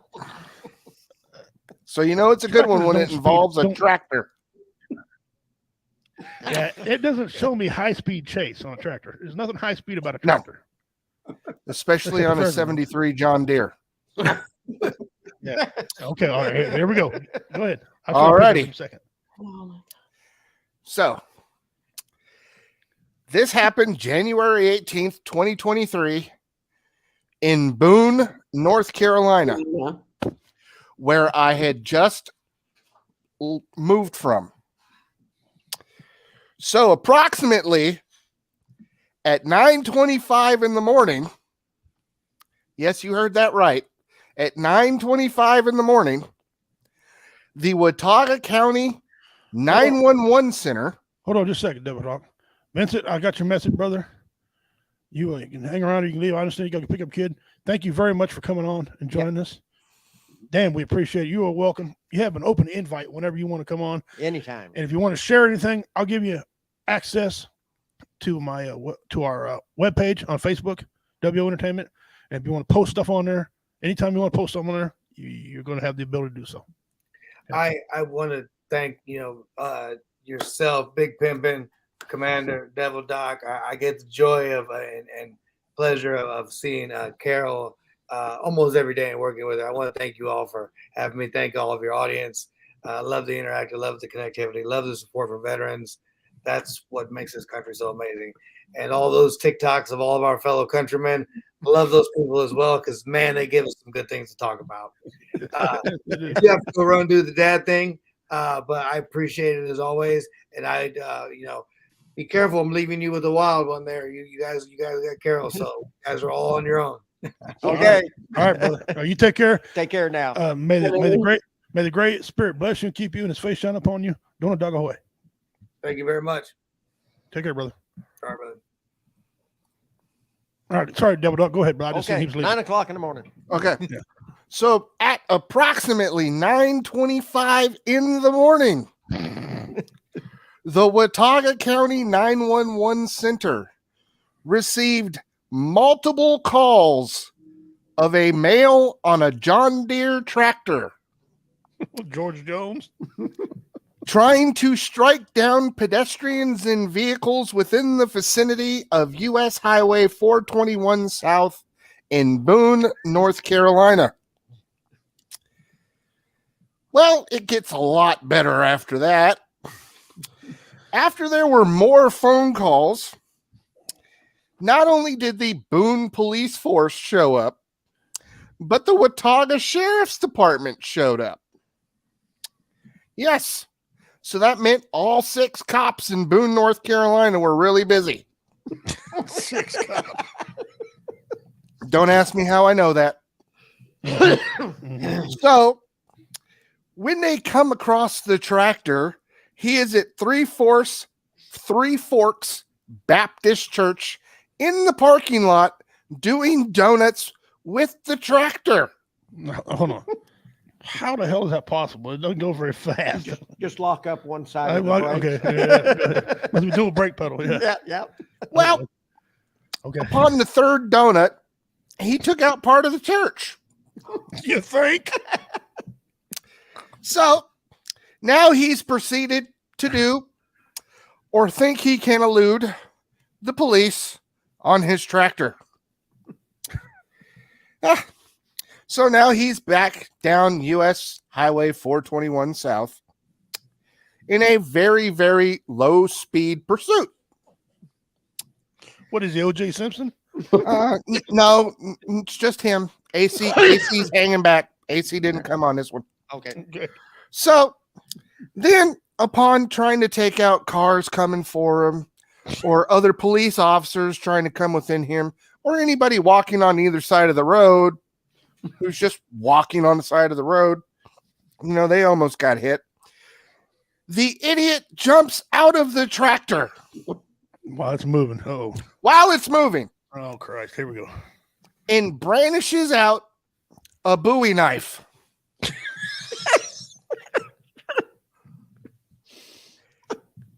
And upon brandishing out the Bowie knife, he gets tased. Well, come further along, they arrest Mr. Hicks. He's taken into custody. The high speed pursuit, which was actually dubbed the low speed pursuit, broke High speed, nothing. broke 20 miles an hour. Oh, wow. Oh, I know guys can run faster than that. Yes. 2 of them are quarterbacks. Well, thankfully, the one Boone police officer that tased him wasn't struck with the knife. The idiot himself had a lot of damage. The tractor was completely dismantled because they threw the stop sticks down and it took out the front tires. You think? Yes. But the cops were actually shocked that it didn't do crap to the back tires. Wow. oh. These must have been high school students that were in the police force that day. So, Mr. Hicks was placed under a $50,000 secured bond. He was arrested for felonious fleeing to elude arrest, felonious assault with a deadly weapon on a government official, misdemeanor driving while impaired, Okay. misdemeanor resisting a public officer, misdemeanor reckless driving in a tractor. You don't say. Oh, multiple driving infractions left of center. And according to the officials for both the police department and the sheriff office, there are more charges pending. Yes. And I came across this one because I watched Marty and McGee on ESPN, and it made the Hillbilly News. And sometimes some of these little segments they do from Hillbilly News, they kind of tweak. Mm-hmm. No, this was the straight, real. I was like, oh, wow. Yep. New dummy. Wait till you see the guy's picture. All right, you guys. I apologize ahead of time for this guy. I'm sorry. That was funny. Sorry. He looks like he's high on Jesus. Okay. He better be religious because he's got a lot of shit depending on his ass. At least he wasn't wearing glasses. No. It's David He Koresh's forgot to little stop brother. at Vision Works. Yeah. There's One not hour, one. I'm In, just saying. there's not one in Boone. You got to go to Johnson City. BJ said the tractor guy. That was funny. The tractor guy. Yeah. All right. Okay, the new dummy. All right. Drum roll. There you go. What do we got to do? Oh, yeah. Let's do it. Yeah. Let's do today in history. Today in history. All right. This takes me a second. I got to do some type of special thing here to get it where everybody can see it. Okay. And you know how this thing likes to work so bad. It just can't help itself. All right, let's go over a couple of these right here. I don't know if y'all can. Boom. There you go. Aha. All right, let's go over to this day, January 24th in history. Apple Computer places the Macintosh personal computer on sale in the United States. That's 1984. In 1986, on this day, the Voyager 2 space probe makes its closest approach to Uranus. I thought that was toilet paper. I don't know. In 1987, about 20,000 protesters marched in a civil rights demonstration in Forsyth County, Georgia, United States. 1990, Japan launches Hitten, the country's first lunar probe, the first robotic lunar probe since the Soviet Union's Lunar 24 in 1976, and the first lunar probe launched by a country other than the Soviet Union or the United States of these fine Americans. Okay. That, ladies and gentlemen, is this day in history. Did not know. And that's the way it was. That's the way it was. And if you don't like it, well, it's still the way it was. Okay. We report, you decide. Well, if you rely on us to report something. Yeah. All right. Our next segment is one of our most popular segments.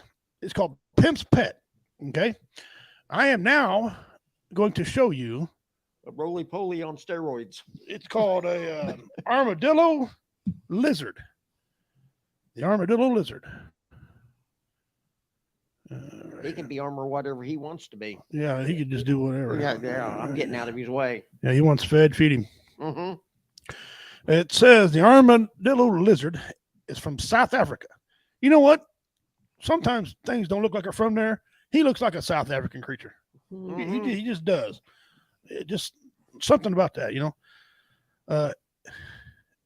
Enigmatic to the northern and western Cape provinces of South Africa, the lizard reminds us of nothing more than a tiny dragon. Okay, this resemblance is especially pronounced when they roll themselves up to protect themselves from danger, the behavior that earned them their name.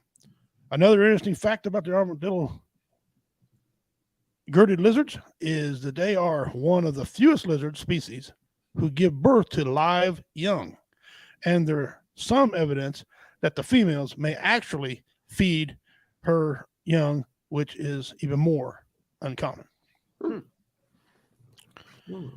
And that's your Pimp's Pet. Okay. Let me erase that out of here. Thank you, Pimp. Yeah, I would have that. That would be something I would have. I got a nephew that would love to have that as a pet in his house. He has all kinds of little critters. Look, it's Billy Ray Cyrus, tractor guy. Hillbilly Jesus. Yeah. Thinks my tractor's sexy. He's just trying. The reporter who wrote that article, I have a big problem with it. Don't be using the word high-speed chase when you're using an old tractor. That is inaccurate reporting. That's like bull. He is not high-speed nothing. Okay? I mean, what was he? He's exceeding the speed of smell. Why didn't they? Why didn't they? Hey, for a tractor, that was high speed. Okay. I'm an old farm boy. Why didn't you just crawl up on the back of that tractor and shut it off? It's not like they were going that fast. Do me a flavor. Do me a flavor. Okay, we're gonna do a little trivia. And anybody, Carol, you can answer it. Here's what's up for grabs today. Okay. 25 entries into the mystery box. 25 entries into the mystery box. What the mystery box is, Carol, it's a box that we build up all year long. We put swag in it, useful things. Some things ain't useless. Hell, I put crayons in there one time for the Marines so we can have something to eat on it, right? Whatever people donate, I put some of my comedy shirts in there, have my logo on them, whatever. And I give it away every November at Veterans Day weekend. Okay. We used to call Warrior Fest, but I'm switching around. So that's what's up for grabs, right? And it's the thing. Dean Cerny's won it twice. Josh Crazer won it, the very first one. Denise, whatever last time, she won one. Okay, so they are. I'll mail it to you. If you don't come to the event, If you come to the event, I have to. If you don't come into it, I'll reach in my pocket and mail it to you. Okay. So here we go.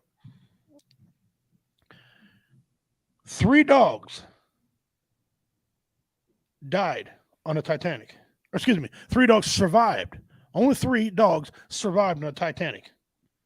What were they?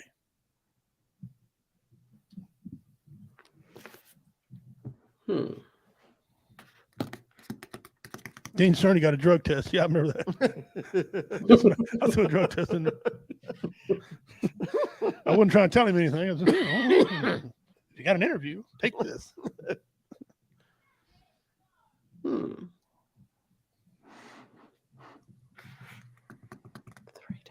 Three dogs survived the Titanic with Rose and Jack.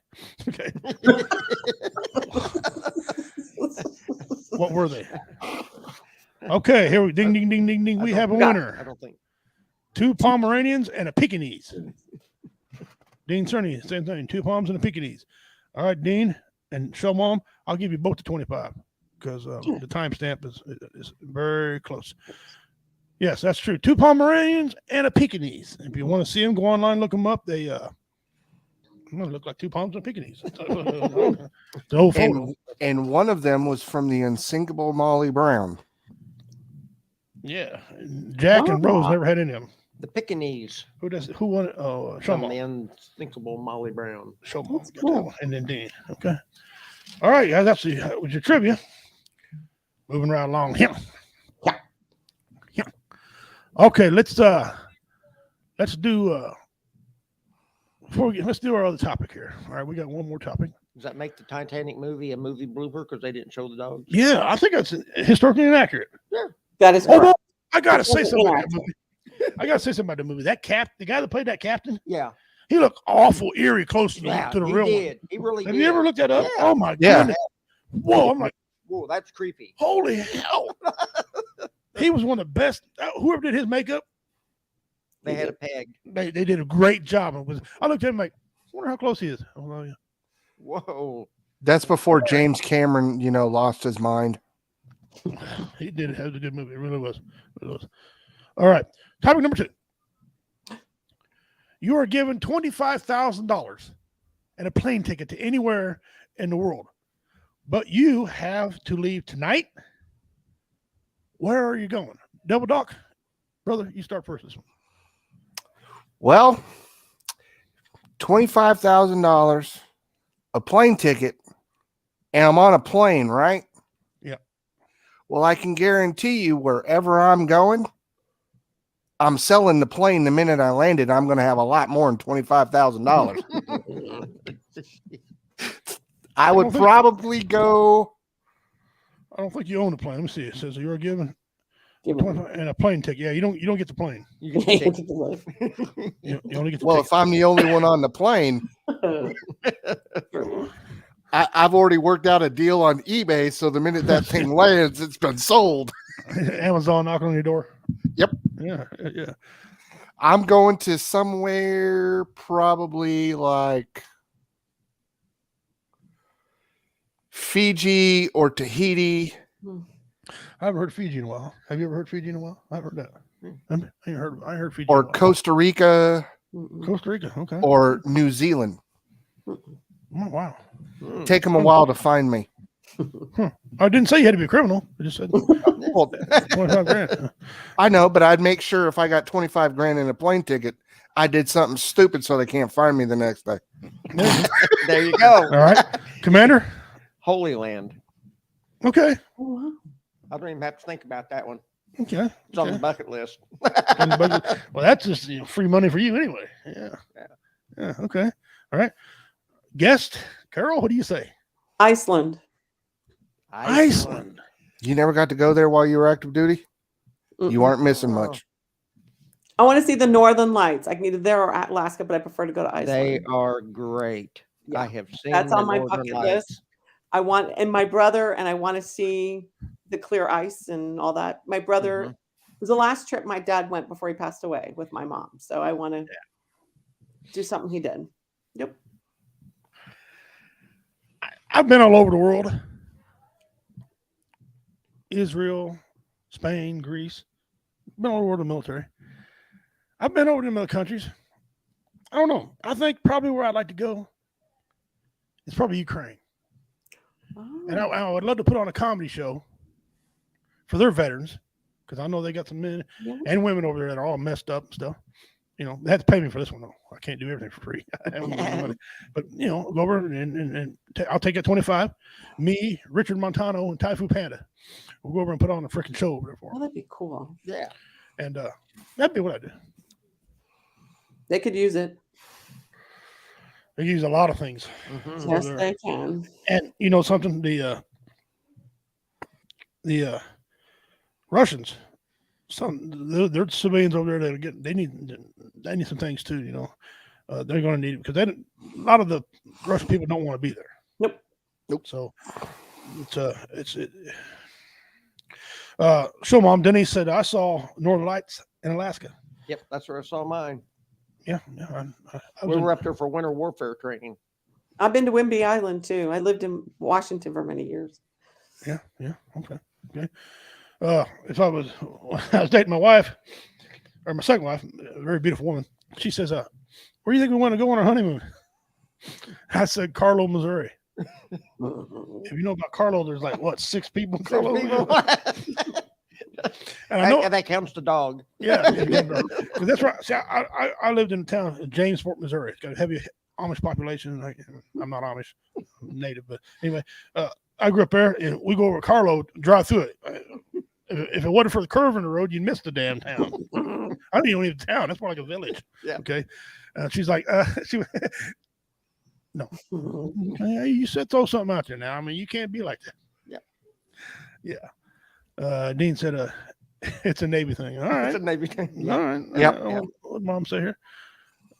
It's not the end of the world, but you can see it. It's pretty close. It's there. I was this close to getting stationed there. In Alaska? Adak, Alaska? You're like 20 minutes from Russia. Oh, wow. Yeah, and when it freezes in the wintertime, you can walk across. over. Yeah. Yep. Sure can. All right, we're going to do very tip of the Aleutians up in there. We're going to do our one of our last segments, and we'll get back on another topic here. This segment I started last year, and it's really taking off. People love this segment. This is a sad segment. Okay. Yes. It's a sad segment, but we do it on here because we want to help people, and it's called Missing Persons. Okay. And I'll read this to you, and you guys can, if you got any information, try to help them out. Here's some pictures of his name's Brandon Abbott. Okay, Brandon Abbott. Here's some photos of what it looks like. Young man, what do you say? Maybe want to guess how old he is real quick before I tell you? Probably 17. 16. I'm say he's like 13. All right, here we go. Date of birth was January 4th, 2007. Hair brown, eyes hazel, 5'6", 107 pounds, male.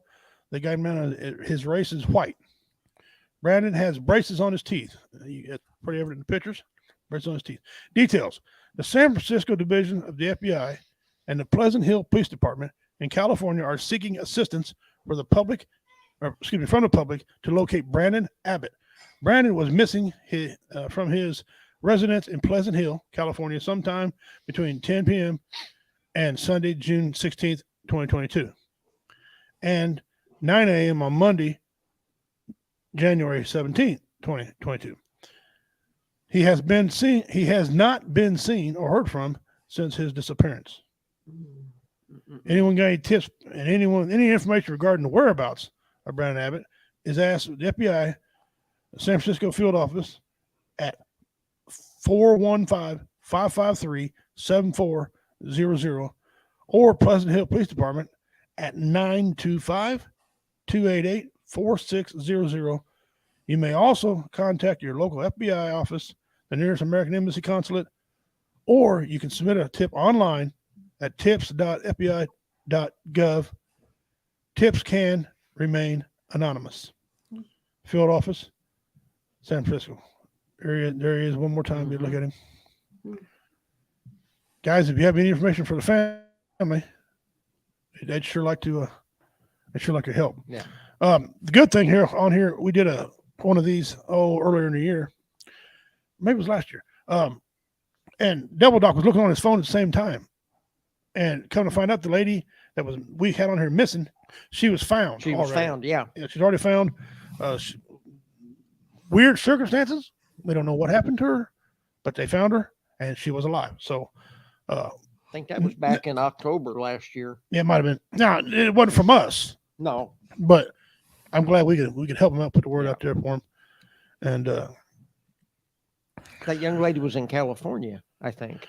Mexico. Mexico. They found her in Mexico. Yeah. She was unaware of what happened to her. So yes, that's right. BJ's grandfather was stationed in the Aleutian Islands. Is that right? At the end of World War II. Yep. There you go. All right. Ladies and gentlemen, we've covered about everything we have to cover. I think so. On the topics wise, I'll get a little information. First, I want to thank the Veterans Community Project, man, for coming on. You guys, we just love you guys. You guys have an open invite to come on anytime you want to. Thank you. And if you want to come on besides Vinny, go ahead. I'm just kidding. You come on here and talk and listen. If you got something you want to push, this is your platform for you to come and push. Guys, tune in next week. Miss Tracy Hopkins is back. Oh, yes. Tracy Hopkins is a lady who started this group for victims of suicide. After the person commits suicide, things she does or ideas she gives you to help cope. She doesn't try to fix you. Right. That is one major issue, guys. Always remember that. Don't try to fix them. Man, Devil Dog, that's a great saying, man. I got that up for you. Thank you for that. That's well put. She doesn't try to fix somebody. She assists. Lets them talk. She either does it by Zoom, a private conversation, or you can Zoom in a group. Okay. But you don't have to leave your house. Anyway, I don't give away too much. She'll be here next week. She's a friend of the show. It's her second time coming on. We had her on in November last year. Great lady. I'm excited to have her come on. All right. And then coming up in February, I'm booking up quick. We got Funny Man, my buddy, David Scott, comedian's coming in. Oh, David's coming back. He's coming in studio with us. Right. Yeah, he's coming here in studio in Cameron, right? All the way from North Kansas City. He's coming here in studio. And also that same day, Pete Barlow, who turned into comedian, he used to do a comic called G.I. Low. G.I. Low. Great dude. He's a very smart, analytical nerd. Okay. And some of his friends like to say that to him. And he fits the bill of a nerd. Poindexter look and everything. Right. Great guy. He's going to be on here also. So we have him on screen, Dave Scott in studio, and me, 3 comedians. Something may be said. Okay, something may be said. He's an upstart comedian, so anything we can do, you might have to rein me in. Ding, ding, ding. Ding, ding, ding. Yeah, asshole, quit. So he's going to be there. And then we got a gentleman coming on. I secured him a couple of days ago to come on.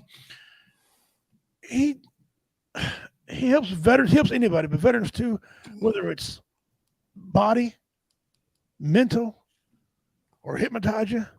Whatever he's got, whatever this man can do to help you guys not commit suicide, help your body feel better. Because, I mean, let's face it, if you feel better, you act better. Yep. You make proper decisions.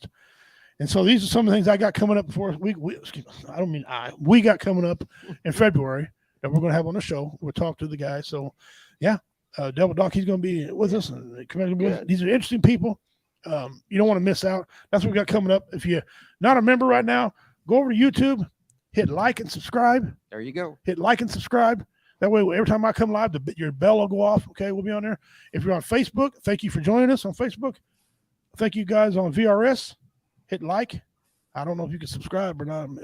Alert. I think if you hit like, it'll alert you anyway. It'll alert you anyway. Yeah, it should. Yeah. Okay. So VRS, BV Nation, our brothers and sisters over there, we love you guys. We're broadcasting on them as well. Same thing. Hit the like button and give some hearts, give some things. So when we go live, it'll come on to you. You can sit back like every Tuesday night at 6 o'clock. Listen to us beat our gums. Okay. And if you want any questions about any news or anything, go to our webpage at WO Entertainment Network, the WO Entertainment Network on Facebook. We put on upcoming shows. We put on any appointments that we got. Our executive producer, Blue Phoenix, she's also a cancer survivor. And she's got various things she's going to promote on there about different types of cancer. Cancer's terrible. our host right here, Double Doc, he's stage 4? Yeah. Stage 4 cancer himself. And the guys are battling them. They're veterans. I got no doubt that they're going to beat them. They're veterans. So anyway, we got stuff like that. So we'll check everything out. If you're having a problem, real quick, hit 988. Call 988 if you can't get hold of a veteran. 988 is a good number to call. Here, I know people called it and said, okay, it worked. Right. And before we get to our closing thoughts, I want to say thank you to Operation Veterans Barbecue, to Matt Brooks. He's our sponsor. He takes care of our StreamYard so we can produce everything on here. He also takes care of our Spreaker. So we play music on Monday nights. Roy Anthony will be back Monday nights with his music and things. He's like a chill environment. He plays music. He talks. Plays a little comedy. Just, like a grab a conversation at your house. His shows will also be on Tuesdays and Thursdays again at noon. Tuesdays and Thursdays again for 1 hour. The Roy Anthony Show. I don't agree with his politics, but I take a bullet for him. He is not a veteran. The cool thing is, though, he'll go to bat for us. He loves veterans. I performed with him on stage many times. Proud to share the stage with him. Okay, he's a great guy. Democrat, but can't be perfect in every way. But and we love him. So Roy, if you're watching, brother, overlook the small things. Yeah, we overlook small things. But so catch Roy Anthony. He'll be back in February. All right, around the first week of February. That being said, Devil Doc, if you want to try to lead us here and give us a closing thought, please. I'll just remember, always look out for the ones that are your strong ones. They're always quiet. They don't really ask for much. Just make sure they're doing okay. If somebody does reach out to you and is struggling and needs help, don't try and fix it. I love that. Just let them get it out. The more they get out, the better it is. And I'm speaking from firsthand experience. When it comes out, it's better. You don't want it to bottle up and go postal. You can't fix it. So just listen. And then after they're done, just suggest, hey, I'm going to be in the area. Let's go get some coffee. I'll get you out of the house. It's all you got to do. Get them out of their element. Best thing you can do. Even if they want to go have a beer with them. Don't let them have like 15, but let them have like have 15 either. A couple. Also, if you can get somebody that's struggling to go through all 4 emotions, they're going to have a good day. And with that, unless you're a wagadoodle, a chomo, a Yankees fan, a Lakers fan, or a New York Rangers fan, or a Cowgirls fan, you're in good spirits. All right. Commander? That's great. Double Doc pretty well summed it all up right there. Just remember that you're important. You're not worthless. You have a purpose. You're needed. And be strong and ask for help. A strong person will ask for help. Yeah. So ask. Somebody out there will listen. Not going to fix your problems. Don't want to try and fix them, but we'll sure enough listen. And you get a hold of somebody. You talk to them. There's other veterans out there and other organizations. They will listen to you, and they will spend time with you and let you know just how important you are in this life. Well said. Carol? Just what I tell everybody, I got your back. No matter what, there's always someone that's got your back. If it's not me, it's someone, and you're not alone.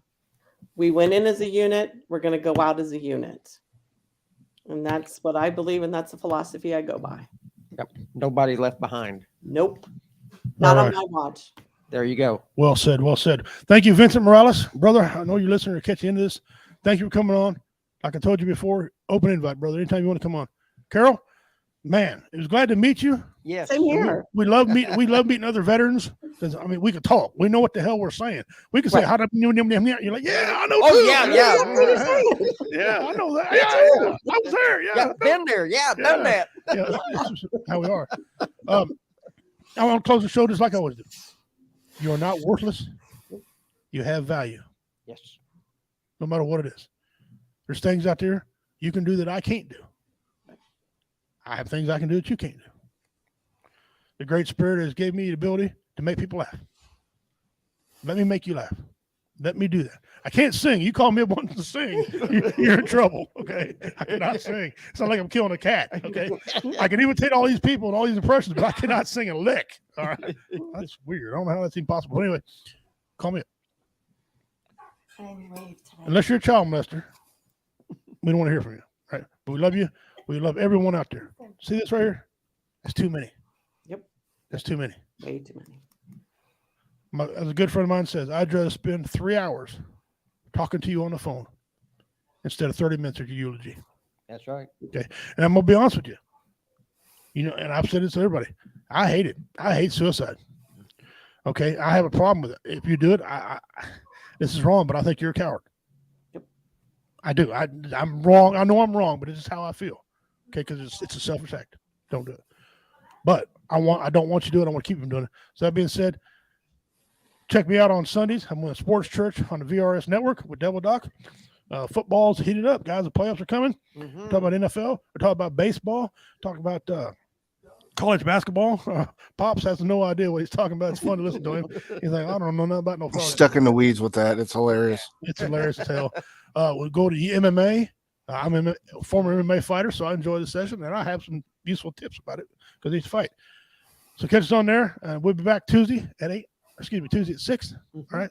To 8. Oh, don't forget the bar on Saturdays. Oh, excuse me. Oh, yeah. Bar on Saturdays. You can sit at home, watch the bar. They talk about the silliest shit. So if you tune in and expect to have a good flowing topic, that ain't happening. Okay. They're veterans. A lot of us are scatterbrained. We go all around. We'll go all We around. start with memes, and we don't know where we go from there because there's drinks and shots. There's crazy trivia that we don't know where it comes from and how we answer it. And sometimes Richie comes on and blesses us with his presence. Sometimes I got a jar in my hand. We don't know what's in that jar. We're not allowed to say out loud. It's a secret recipe that I got. It's very tasty, by the way. People say. Anyway, it's applesauce. Yeah, we'll go with applesauce. Yeah, the Walton's Christmas, the little old ladies. Yeah, the recipe. The recipe. The recipe. Yeah, it's the recipe. If you need more, we can make more recipe on VRS. Check out all their channels, all the shows on VRS. Check out BV Nation. They got they play music Wednesday night. They play music Friday night on Spreaker. You can sit hands free, listen to them, and comment if you want to. So all that being said, guys, you know how we feel. We love you. Thank you all for tuning in as usual on all the platforms we got on here, 8, 9, whatever it is we advertise to. Thank you very much. And as I say in Cherokee, Osta Usvi Dona Dagahoy. That means good night until we meet again. I'm Richie Redneck Pimp King, bad man of comedy. On behalf of Devil Doc, my brother in arms here, a good friend of mine, Commander, and our special guest tonight, we say thank you. We love you guys. Please don't do anything that you shouldn't. And if you do, don't name it after me. There you go.